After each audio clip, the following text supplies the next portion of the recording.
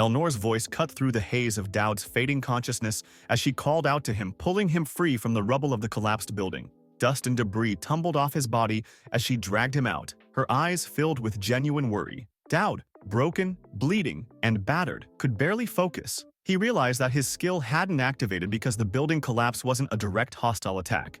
His F-stats left him vulnerable to fractures, concussions, and dislocated joints. Warm liquid trickled down his face as dizziness and discomfort overwhelmed him. He stared up at the sky, where a mutated Marquis Riverback floated, the devil's essence lodged in his chest pulsating like a grotesque heart. Demonic energy wrapped around Riverback's body like armor, transforming him into an abomination far beyond human.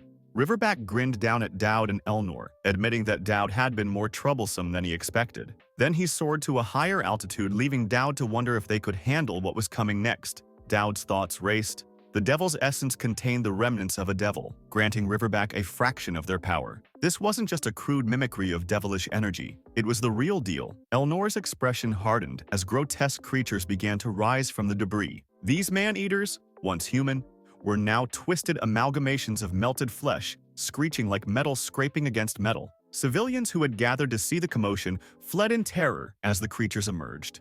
Dowd knew this was bad. The spread of demonic energy was spawning creatures, akin to those from Pandemonium, the Devil's Home. These man-eaters were the same devil worshippers Elnor had cut down earlier, now transformed under Riverback's influence. Worse, any human they killed would also turn into a man-eater, creating a chain reaction like a zombie apocalypse. The system didn't disappoint, presenting Dowd with a new quest: defeat the Purifier and prevent too many casualties. The rewards included evil essence, hero fragments, and 5,000 points, but the stakes were dire. Just as the man-eaters began to mutate, a lightning-like spear strike silenced their screeches. Talion, wiping blood from his forehead, ran toward Dowd, demanding to know what was happening. Dowd explained that if Talion had still been wearing the necklace, he would have turned into one of those creatures. Talion's expression shifted as he pieced everything together. He asked if Marquis Riverback had led this incident, dropping all honorifics. Dowd confirmed it, and Talion's anger became evident. Dowd instructed Talion on what to do next, his plan seeming almost impossible to the young man. But Dowd insisted it had to work. They had no other choice. Talion reluctantly agreed, asking what Dowd would do. Dowd explained that he needed to cut the root of the problem. Eliminate Marquis Riverback, the source of the demonic energy. Elnor asked if Dowd knew where Riverback had gone, and Dowd replied that he had a guess. There was no room for mistakes. Merchants are quick-witted, and that's the most fundamental reason why Marquis Galdir Riverback became a devil worshipper. He had risen from a mere black market merchant to the position of a viscount, enjoying wealth and honor he could never have imagined before, all by joining the winning side. Marquis Riverback knew that the power of devil followers reached every corner of the continent. The chosen ones, closest to the prophet, wielded power that could boil the sea, crack the earth, and split the heavens. Compared to them, he was nothing but an insect crawling under their souls. His survival for so long was due to his constant reminder of that fact. After confirming the extent of their power, he had decided to stand on their side without hesitation. At this moment, he had never been more confident in his choice. An overwhelming amount of demonic energy coursed through his body, so potent that he could crush weak beings just by pressure alone. This was the power he gained by accepting a fraction of the new god's grace. His mission was to bring despair and confusion everywhere, killing and piling up corpses to resurrect the devil. He was in the perfect place to start, near the Void Zone, where a barrier set up by a seraphim stood. Normally, this place would be heavily guarded, but during the full moon festival, it was vulnerable. With the devil's power, he could damage the barrier, leading to unimaginable disasters. However, Dowd had anticipated his plan. Dowd and Elnor arrived just in time to stop him. Dowd explained that they couldn't win against Marquis Riverback in a direct fight. Even Elnor, as powerful as she was, couldn't match a demon at this stage. But Dowd had a plan. He remembered the angel's warning about something terrible being stuck to him due to his abilities. He also recalled the system message about an unknown entity being interested in him.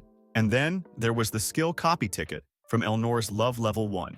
With these tools, Dowd believed they had a fighting chance. As Marquis Riverback prepared to attack, Dowd turned to Elnor and made her promise to trust him, no matter how painful or excruciating the situation became. Elnor, with unwavering trust in her eyes, agreed without hesitation. Dowd vowed to get them out alive, even as Marquis Riverback charged toward them like a raging tsunami. Dowd had spent all his remaining points on 2 minor healing potions, each costing 1,000 points.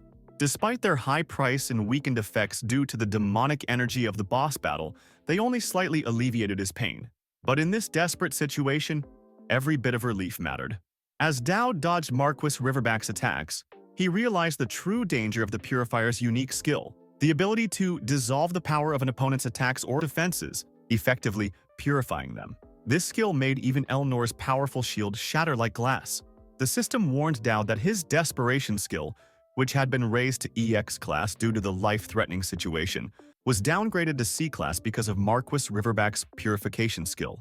The difference between EX and C class was like the gap between a superhuman and a regular person who works out.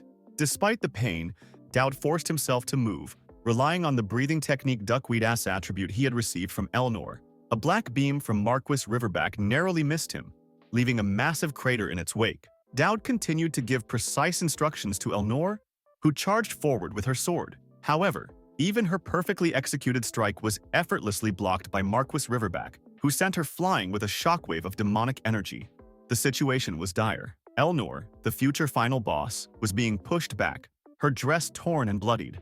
Only a minute had passed since the battle began, and they were already on the brink of defeat. Dowd knew they lacked the capacity to carry out their strategy. Marquis Riverback's demonic body was a monstrosity that could break rocks and fly through the air, and his wounds healed quickly thanks to the demonic energy supplied by the essence. Dowd whispered to Elnor that they needed to lure Marquis Riverback to the academy, where they could act without worrying about collateral damage. He continued to dodge attacks, instruct Elnor to counterattack, and minimize the damage as much as possible. But then, Marquis Riverback's tone changed. He spoke with reason, revealing that he had been aware of their plan to lure him away all along. His chest trembled as a massive surge of demonic energy gathered, far greater than anything he had used before. Dowd realized that Marquis Riverback had been hiding his true power. The darkness from his chest spread out, repelling all light as it descended upon Dowd. The last thing Dowd remembered was a system message. Soul Linker activated. Magic power received. Skill Penance has been used. Skill Guardian Shield has been used.